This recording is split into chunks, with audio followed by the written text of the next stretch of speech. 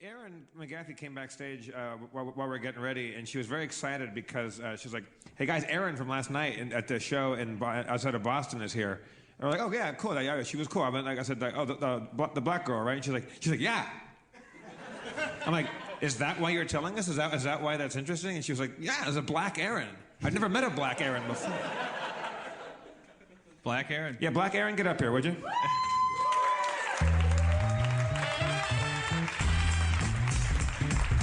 Whoa, Black Erin, bam-a-lam. Whoa, Black Erin, Bam-a-lam, black Erin. Black Erin, bam-a-lam. She's like Erin, but she's black. It proves that race is an artificial construct. There's a Black Erin. Hello. Are you okay coming up here? I don't know. You're such a sweetheart. We met last night in that place that's not Boston, Somerville. You even kind of dress like a black Erin. I could see Erin McGathy if she were black, dressing exactly like that. It's an Erin outfit. I didn't even, yeah. She got little black tights on and stuff like that. Yeah. Little skirt, yeah. I'm so obsessed with race. I didn't even, yeah. You were here. You were in Somerville, and you were with this dude. Is he here tonight? Same He's guy? here. Yeah. Oh, okay. Because I thought, didn't you say what was your name, sir?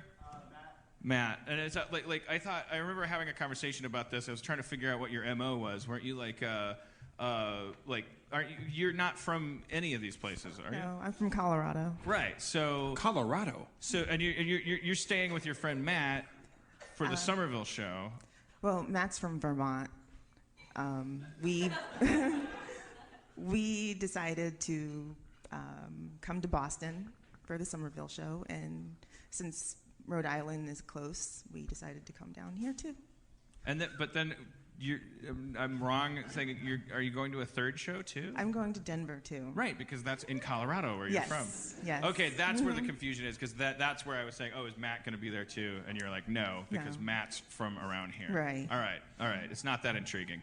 I thought I would stumble onto like solving a bank robbery like spree or something. Like you guys were there was a trail of receipts we could turn you in.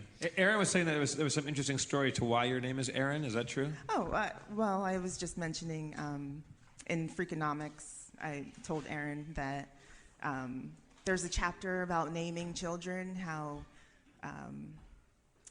when it's harder to get a job when your name is something like, Letitia or something more ethnic sounding.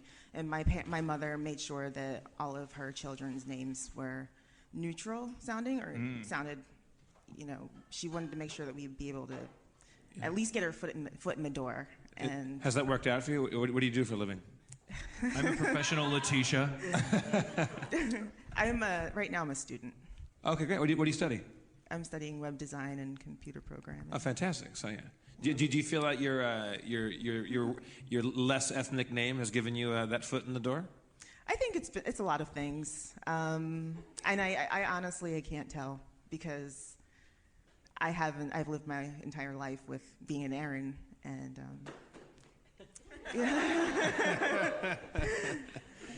there are some pretty crazy names though. My friend I went to school with a girl named Exquisita, which is awesome. Wow. It's kind of what brings up a weird and probably uncomfortable topic, though. The idea that like it comes up over and over again. The idea of things that are somehow like that we identify as cultural, and then the things that Bill Cosby rails against. like you have two sides of this spectrum where, and then you can put yourself in any shoes, or I can anyway, as a weird mixed up white guy. Like I can't find a place where I'm comfortable just going, oh, that's the empirical fact, because like there are people who would go, well, don't assimilate, and then there's well, what are you assimilating? Like what? It's all so fucking confusing because it all starts with co-opting humanity, bringing people over, giving them a job they didn't ask for far below their pay grade, denying them some staples like medicine, literacy, etc., and then at some point changing our mind about it, which is a great turn of events. But now all this like now. Complexion being linked to empirical realities demographically, like wealth distribution and things like that, but it being conveniently racist to point out any correlations at someone's leisure. A Republican gets to go, what do you mean? I thought everyone was equal. What do you mean he's black, therefore he's poor? What are you, a racist? And then it's awfully... It almost seems like only the bad guys win as long as we keep staying confused about all of it. As long as we keep just kind of like worrying about the fact that we're different. And it seems like that's the only leitmotif. That's it. And that's the only empirical truth is a class system. That rich people kind of want poor people to just be unsure about everything that unites them. Bam!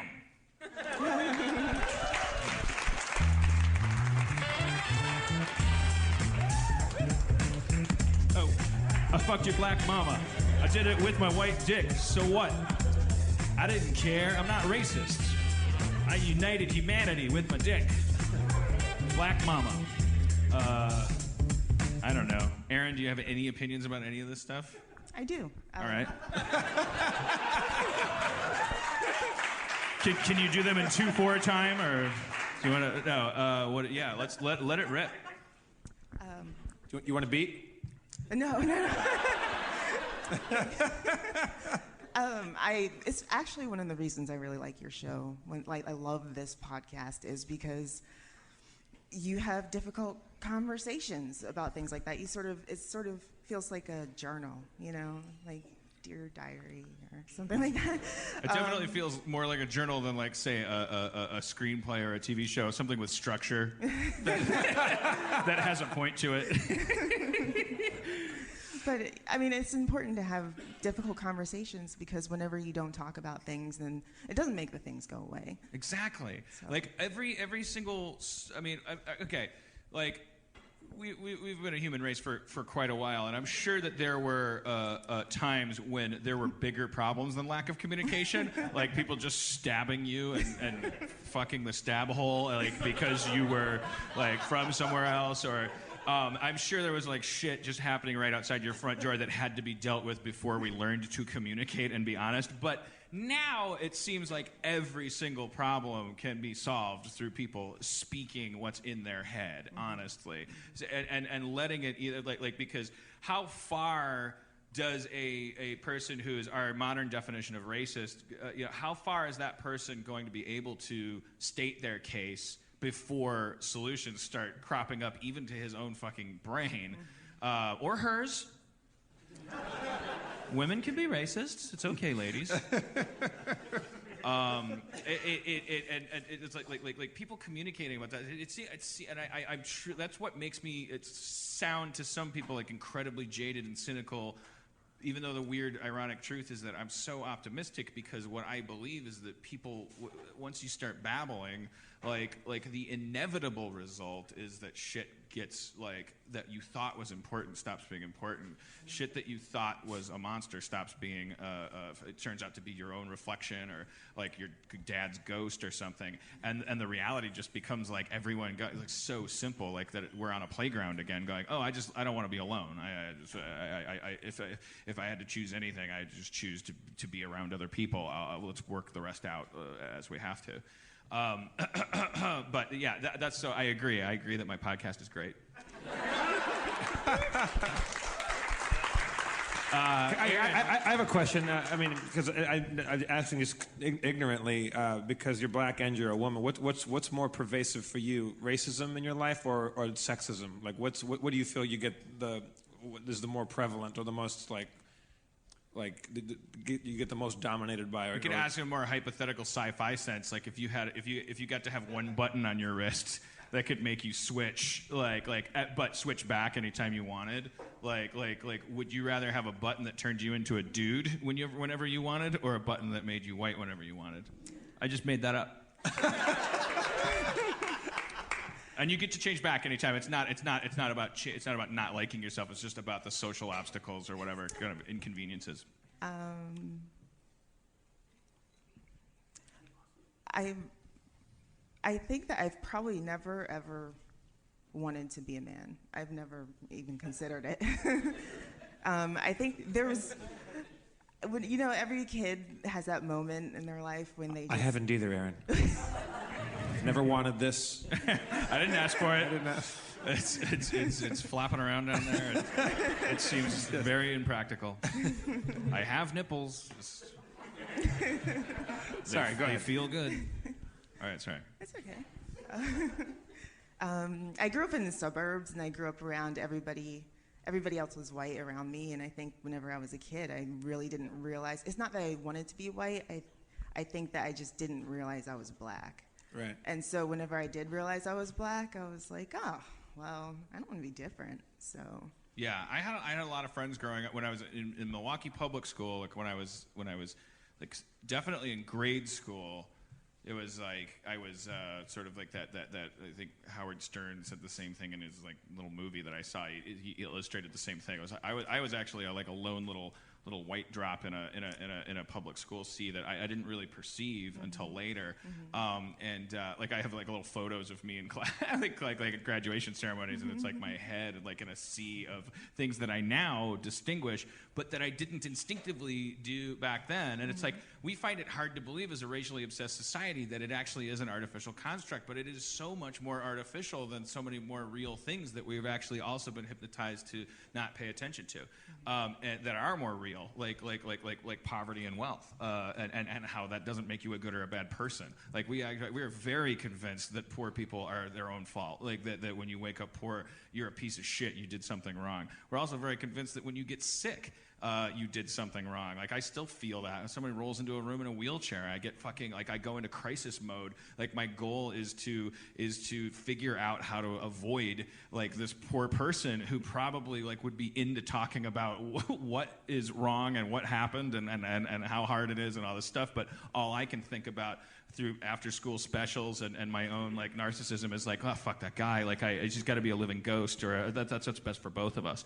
and that's way more real than cheekbones and melanin in your skin, because there's a lot of like so anyways, I keep sounding like I'm like running for something. It's stupid, but I'm probably flawfully like fascinated with this stuff, and what was our point? Wait, what were we on? I derailed that. I derailed it. We're talking about sexism, racism, stuff like. Right. I mean, sexism seems more real because women are chemically different from men. They literally have no penis from birth. Like there's an actual hole where the penis goes on a man, and there's. This is true. No, it's true. I'm just shaking my head back here. And as an extension of sexism, then homophobia is actually a little more real, even though there's a huge difference between homophobia and racism in that a homosexual can walk around and get a job and hang out, and if they choose to, they can never have anyone or even themselves be conscious of the thing that makes them different inside.